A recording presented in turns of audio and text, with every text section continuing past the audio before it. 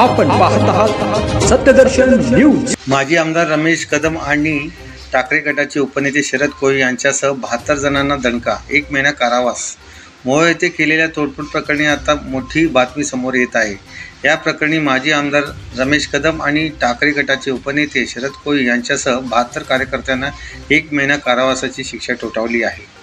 यामुळे सोलापूरमध्ये चांगली चर्चा रंगली आहे। नेमकं प्रकरण काय होतं ते पाहूया।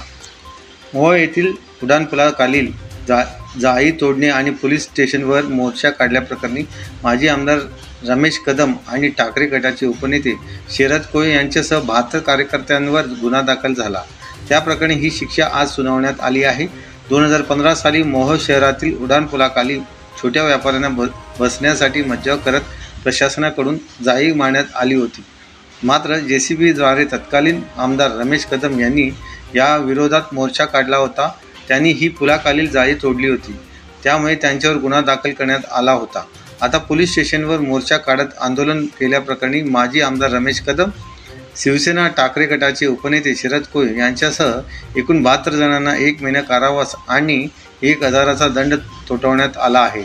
दरम्यान सर्वसामान्य कष्टकरी आणि कामगारांसाठी आम्ही जेलमध्ये गेलो तरी आम्ही आवाज उठवत राहणार, अशी प्रतिक्रिया माजी आमदार रमेश कदम यांनी दिली आहे। सर्वसामान्यांसाठी आवाज उठवत राहणार, मोहोळ वंदालिझम केस, अशी भूमिका माजी आमदार रमेश कदम यांनी स्पष्ट केली आहे। यामुळे आता सोलापूर जिल्ह्यातील वातावरण चांगलंच तापलेलं आहे।